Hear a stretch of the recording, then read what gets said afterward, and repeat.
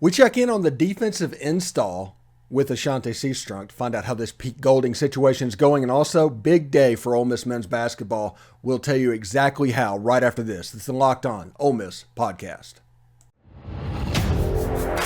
You are Locked On Ole Miss, your daily podcast on the Ole Miss Rebels, part of the Locked On Podcast Network, your team every day.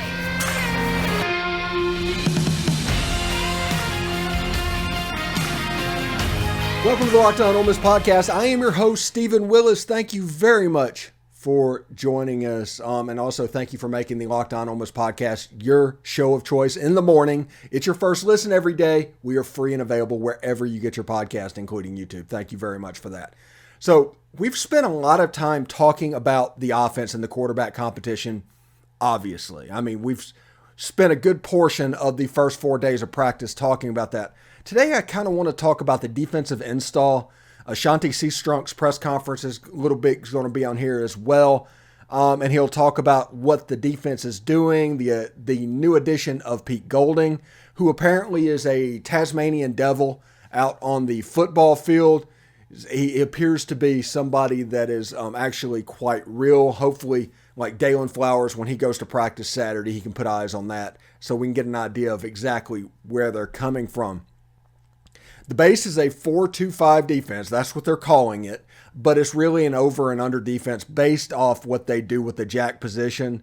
It could be a defensive end. It could be a linebacker. It all depends on what that does. That hybrid position is going to be extremely key in this defense. So when you look at that, if it's 4-2-5, you have to think what's going to go in that Husky position. Is it going to be somebody like Ladarius Tennyson, like Isheem Young, somebody like that?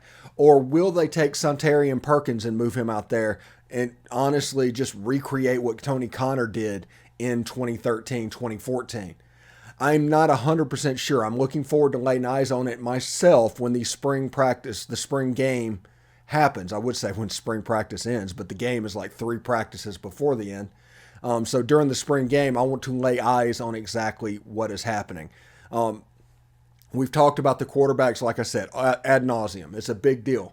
But defensively, how good this football team is going to be dependent on exactly what they get at them. If it's a majorly good year for the Ole Miss defense, it's the team that can win more games than you're thinking they're able to.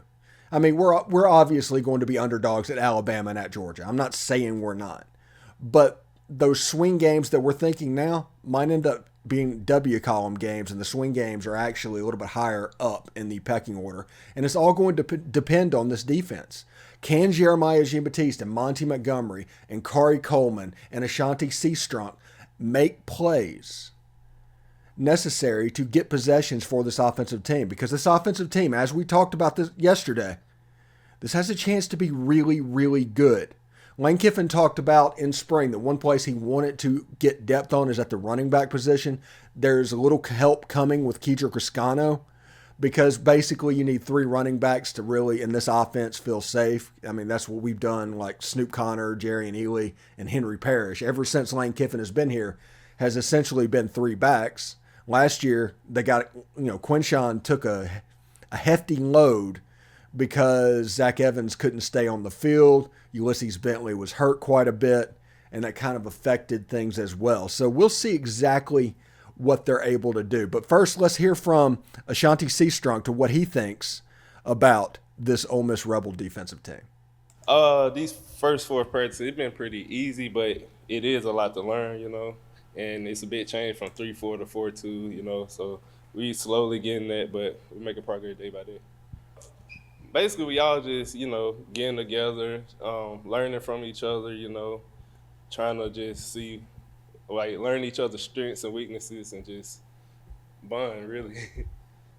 The next step for me is definitely getting this defense down, pat, all the way to the T. I know the ins and outs, and just dominate. Man, it's a crazy competition going on, and, all of them are good. All of them are diming it up, making great plays, and it's just fun to watch now. All right, that was Ashanti Cistruck talking about the defensive install this spring.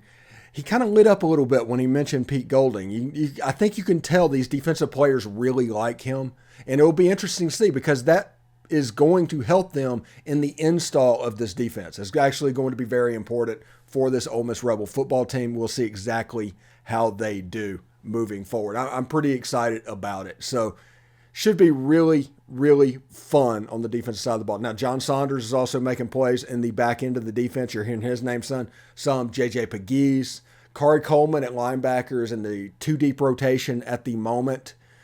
The defensive lineman seems to be a little bit thin at the moment. I'm not exactly 100% sure what's going to happen. We've given you a two-deep over the last couple of months. I don't know with Tawan Malone and certain players being out that is being problematic, but we'll see exactly how that goes. Once the reinforcements get here in May and in the portal, Ole Miss has a chance to take another step defensively. Remember, at Jack, I think his name is Jaemyn Lewis, the kid out of Southwestern Community College. He is the only Jack that Ole Miss has on their roster at the moment. We are waiting on DJ Holmes. We are waiting on Chamberlain Campbell to get on campus just to provide depth at that position. You're not hearing about other players playing that position. You're hearing about him, which means they're pretty much set with going with a young guy this year, I think, because there's a certain type of player that they are looking to get, if that makes sense at all.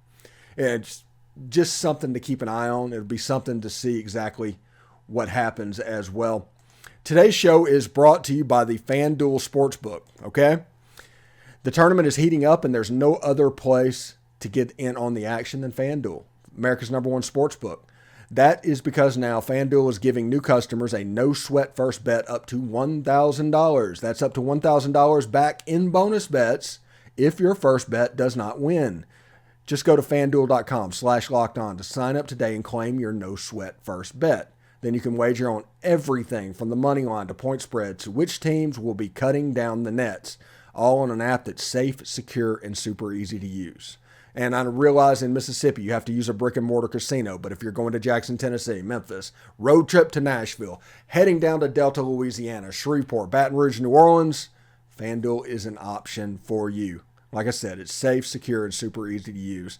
So don't miss out on your shot at a no-sweat first bet up to $1,000 when you join FanDuel today. Just go to FanDuel.com/lockedon to sign up. Make every moment more with FanDuel. Thanks again for making the Locked On Ole Miss podcast your first listen every day. Make sure you check out our brand new podcast, Locked On College Basketball. Everything you need to know about college basketball in one place. Plus, hear from big-name experts, insiders, coaches, and players. It's Locked On College Basketball. It's available on YouTube and wherever you get your podcast. Ole Miss is relevant on that show now. I don't know if they're talking about it, but if they are, Ole Miss is relevant on that show. So, Matthew Murrell, yesterday, I think it was the Go Tigers 24/7 person tweeted out that Matthew Murrell was returning to Ole Miss. He had overtures from Kansas. He had overtures, obviously, from Memphis. And he's obviously a Memphis kid, but he's staying at Ole Miss. Big win for Chris Beard. Today, it come out just a few minutes ago that Jaemyn Brakefield is doing the same. He is staying in school at Ole Miss as well.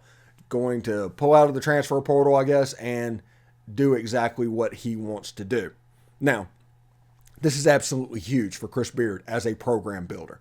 Somebody that roster building is going to be very important.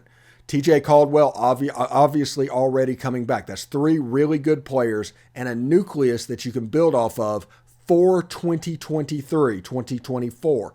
So it'll be interesting to see exactly what they can do. Now, we haven't heard for sure about Amari Abram. I know they're recruiting him to try and get him back. I haven't heard about James White. I know they're recruiting him, trying to get him back, but we'll see. I haven't heard anything on Malik Ewan. I haven't heard anything really on Deshaun Ruffin. Haven't really heard that much on many other players. The Gazzo kid that Ole Miss signed, he's locked in. The kid from Arkansas, like Rashad something, he's it. Recruiting class, they were fine except for the kid from MRI. So that's just a background of what exactly has happened. Now, Ole Miss is in the process right now of not only recruiting the portal, but trying to put together a staff. And there's rumors that were put out, I think, on 3 by Zach Berry of Wes Flanagan, at least meeting with Chris Beard. Now, Wes Flanagan could have just been meeting with Chris Beard because they were old friends back from their Little Rock days. Okay? But this could have more to it. So, if Wes Flanagan, which would be a very good move coming on board to the Ole Miss program, Auburn is going through several kids leaving for the portal, and Flanagan's son plays for the Auburn Tigers.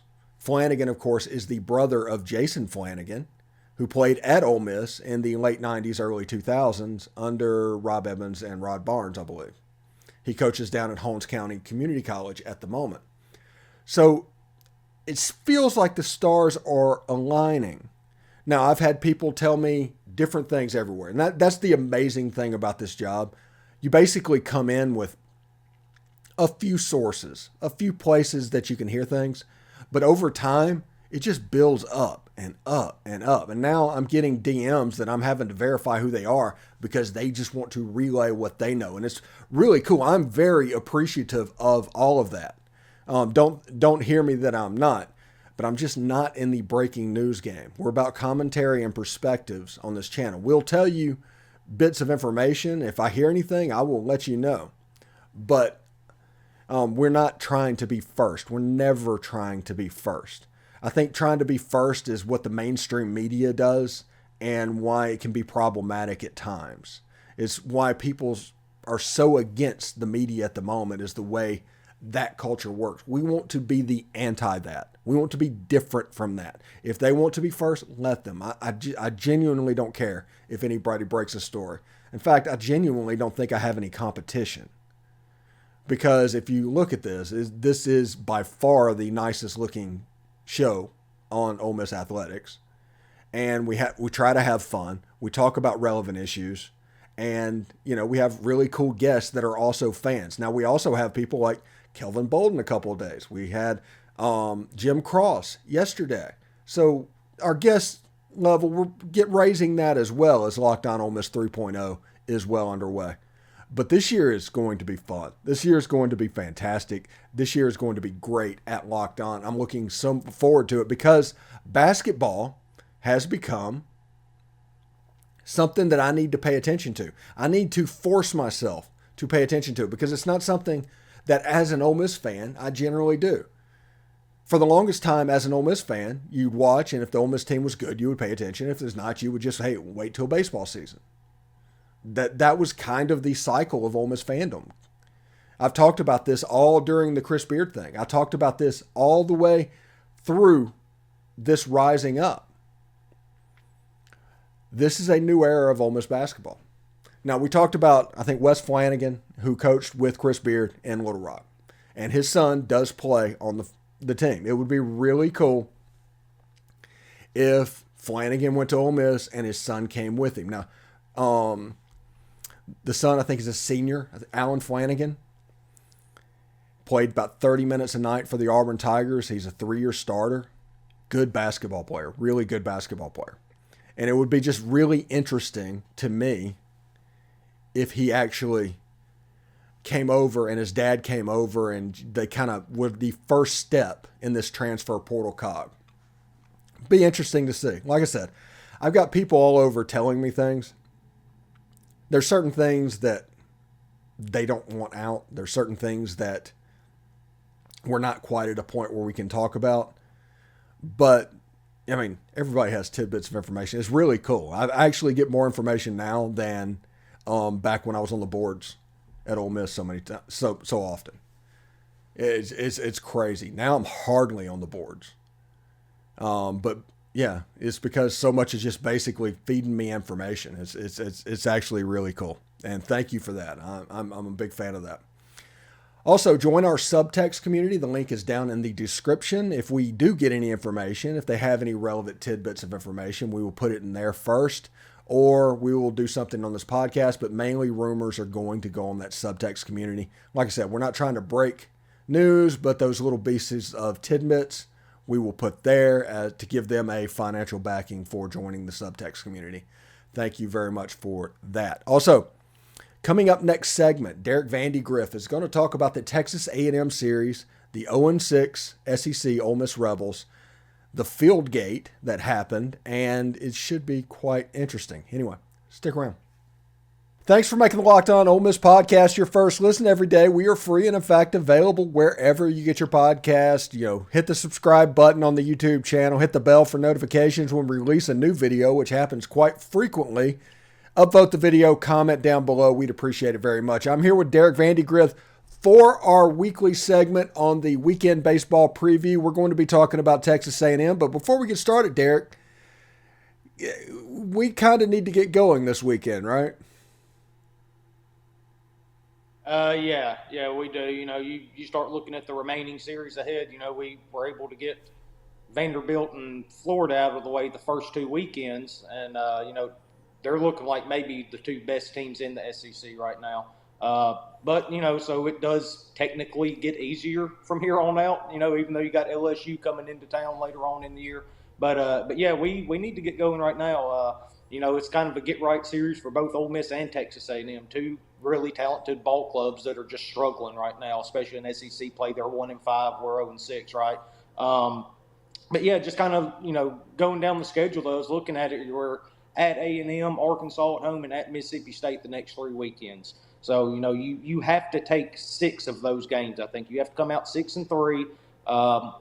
If you're able to sweep one of those opponents, I'm looking at you, Mississippi State, and end up going 7-2 over those 3 weekends. That gets you to 7-8 in the league when LSU rolls into town, and you hover around that 500 range, and that's around the time we're going to end up getting Hunter Elliott back. Riley Maddox appears to be on his way back. He threw 100% in a bullpen session earlier this week, which was really, really good to see. And this is a team that could use 2 arms like them right now to add to this pitching staff.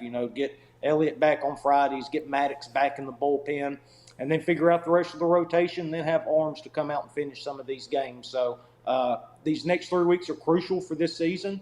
Like I said, keep taking 2 out of 3, do that the next 3 weekends before LSU rolls into town, get those guys back into the rotation and the bullpen, and all of a sudden we have a shot to go ahead and save the season, make the tournament, and as we saw last year, as long as you get in the tournament, anything can happen, right? So yeah, that's one thing I'm looking for coming up. Big 3 weeks ahead for us. All right, this first weekend is going to be the Texas A&M Aggies. What do we need to know about the Aggies this weekend? That they are really pissed about the new rules in college baseball with this pitch clock and all. They don't seem to be completely prepared for it.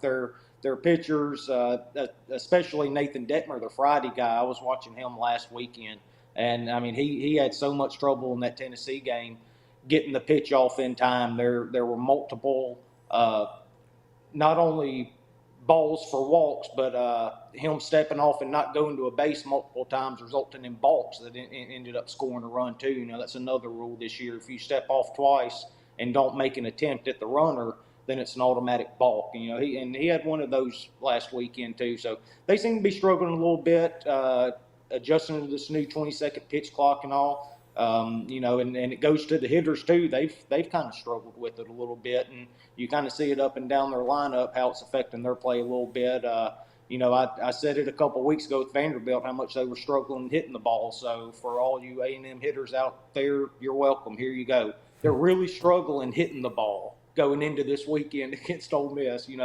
They've got 2 really good hitters that are absolutely on fire so far this year, but They've got 2 guys hitting over 300 in their regular lineup day in and day out with Hunter Haas and Jack Moss. 2 really good players, though. Haas is an Arizona State transfer. He's hitting .404 on the year with an 1115 OPS. I mean, he's just absolutely crushing the ball. He's playing shortstop, and he's playing a really good shortstop. That's kind of the theme of the SEC this year. It seems like every team has a potential All-American caliber shortstop on their team. And then Jack Moss is a guy we've seen the last couple of years playing down there, playing first base for him. He's had another real good year for him, hitting .347, 972 OPS. They don't hit the ball out of the park a whole lot, and hopefully that actually stands true this weekend like it didn't 2 weeks ago, right? Yeah. So, but that's one thing they haven't done a lot, so hopefully they won't start this weekend. But an incredibly talented team, obviously. Schloss is a heck of a coach. And they've got some guys in the pitching staff, too. They've kind of shook it up a little bit. We're going to end up seeing 2 lefties, I think. Sunday's kind of been a little bit of a roller coaster for them. They've had Chris Cortez starting on Sundays, but now they're starting to put the freshman in there. He ended up starting last weekend. That was his first Sunday starting, but he's a lefty, and he's been pretty dynamic so far. So, that's what we got to deal with Saturday and Sundays, two lefties, and that's something Ole Miss hasn't been able to deal with real well this year. Lefties have absolutely killed us. Yeah, and Texas A&M, if basically they received a ball that was pitched to them inside of 2 minutes, that's like they're being quick pitched. So this 20-second pitch clock is probably ridiculous for those guys. If everybody remembers when we played Texas A&M last year, it was like 4.5 hour long games. Oh, I know. It was terrible. It's the reason these rules got put in. And that goes to the hitters too, as much as they would step out of the box and stuff like that between pitches to kind of prolong it and everything else. I mean, it gotten out of hand every time you played A&M last year. Yeah, absolutely. And let's look at the midweek game real quick before we get out of here. What midweek game? We didn't play the no contest. My question isn't so much about the Mustard Buzzards. I mean, good for them. Yeah. I mean, my question is about Trustmark Park. Because I grew up in the age of Smith-Will Stadium in Jackson, and I saw that deteriorate over time. And now I'm seeing on Twitter a whole bunch of people talking about how Trustmark, which isn't that old of a park, is just deteriorating. There's like peanuts that are showing up from like last year that hasn't been cleaned up, and that's kind of sad. I think they're going to lose the M Braves if that happens much more.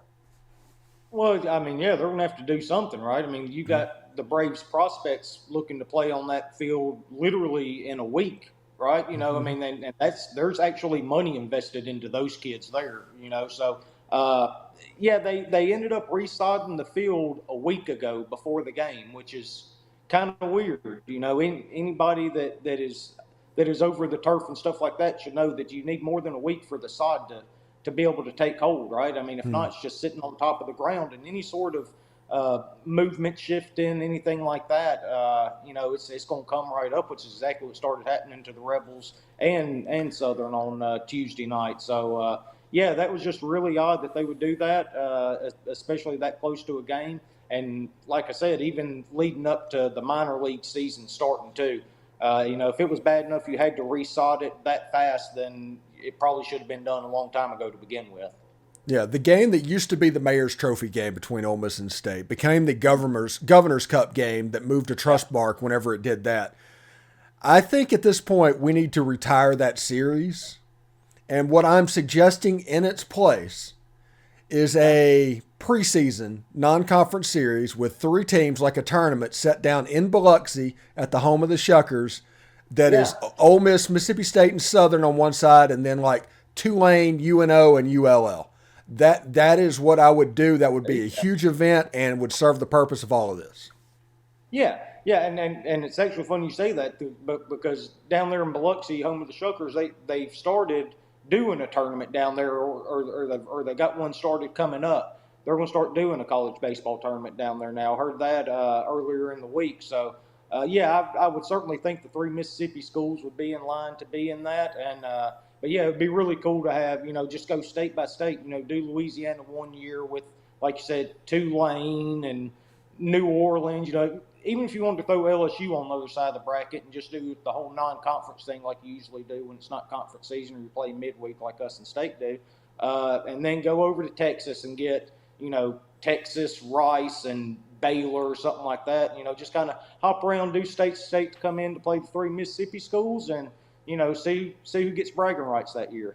I think that'd be really cool. Yeah, it could be really cool. I just think the Governor's Cup / Mayor's Trophy has kind of lost its meaning to where Trustmark is treating Ole Miss Baseball and Southern Miss Baseball, knowing a game is coming up. They're just trying to get by before the season starts. I mean, it honestly shows what they think of these in-state college baseball games, and they're just trying to get ready to hopefully be in good shape for the M Braves.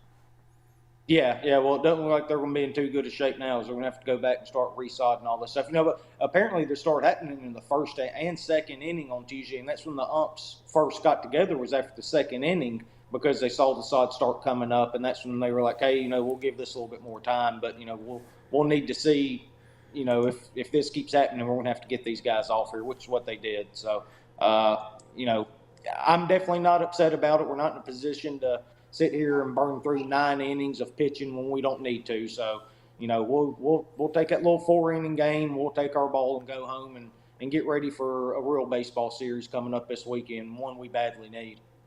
Do you know where that saying, take my ball and go home, comes from? No, I don't guess so.